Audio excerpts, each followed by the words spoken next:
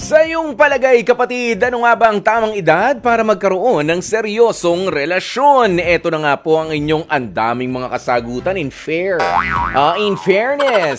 Ito, sabi ni Arcelita Sinsano, for me, age doesn't matter for as long as we handle it with care. Nax, parang package lang galing sa Saudi please handle with care. Ayan, si Freedom Gregorio. Uy, ang ganda naman ng pangalan, ano? Yan, Freedom Gregorio.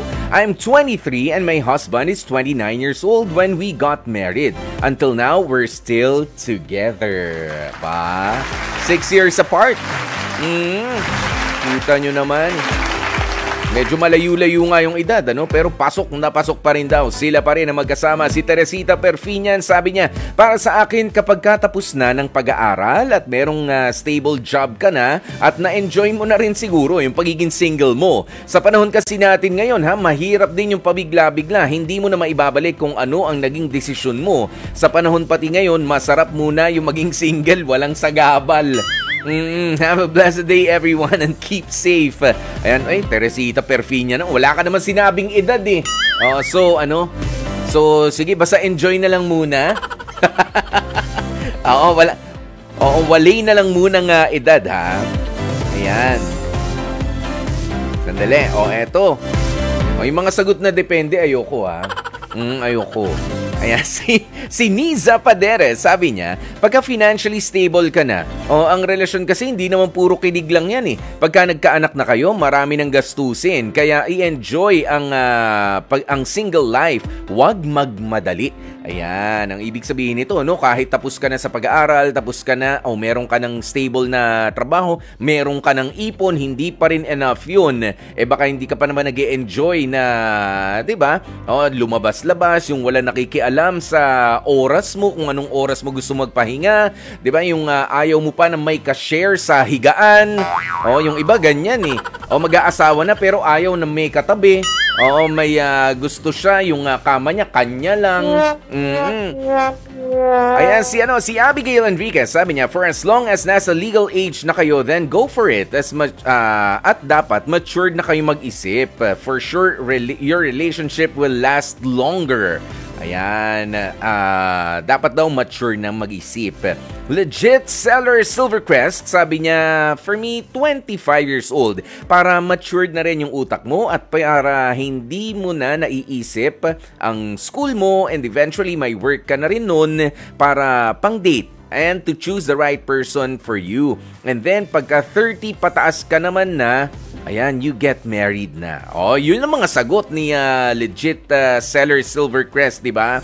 Yan, pumasok sa relationship at 25 years old, ideally. Ayan, at kapag ka nasa 30 ka na, kayo pa rin, ayan na, magplano na ng pagpapakasal. Ayan, si Christina Lafrade, sabi niya, tama talaga yung 20 years old up para matured na ang pag-iisip mo. At tapos na rin sa pag-aaral. Ito, si Maribeth Sapalaran, mga 35 to 40. Ayan, para sawa na sa playtime. Yung iba ganyan na rin, sige, ayaw mo pa magseryoso, Pagka ako niloko mo pa, tatanda tayo. Diba? Tatanda na naman tayo next year. Ayan, magpo-40 na tayo. Gusto mo ka mo ng 8 anak. Baka mauwi tayo sa walang anak. Kapag pinatanda mo pa ako ng pinatanda dahil pumi-playtime pa tayo. Yan, yung mga ganyan, Si Adelaida de la Peña, sabi niya, patagay ko 20 or 25 pataas.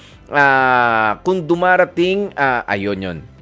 Sabi niya kasi ang mga kabataan ngayon, madaling tumikim ng ligaya. Naku, ayan, kaya 13 to 16 may anak na. Hindi na inisip ang buhay na tatahakin nila. Ang pag-aasawa, madali lang sa ngayon. Chat-chat lang, may boyfriend at may girlfriend ka na. Hindi mo pa nga kilala kung sino at ano talaga yung ugali niya. Ang mga kabataan talaga ngayon, ala naman trabaho ang lalakas ng loob. Yun ang sabi ni Ate Adelaida de la Peña. Kaya para sa kanya, nasa 20 to 25 years old daw, Ayan, at sabi naman ni Eric Franco, ideal age ko is 22 to 30 years old.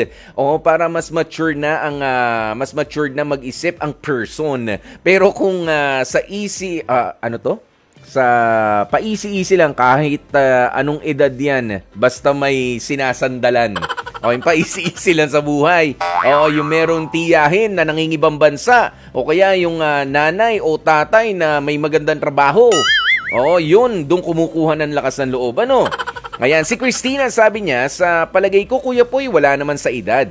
Pero mas maganda kung napaghahandaan talaga ang pagpasok sa isang relationship kasi bawat isa sa atin nangangarap naman ng isang magandang relasyon. Sa aking karanasan, naging nanay ako sa edad na 20 years old at gaya ng mga babae, nangangarap din akong makasal sa isang lalaki lang. Kaya lang, masyadong mapaglaro ang tadhana sa bawat isa sa atin.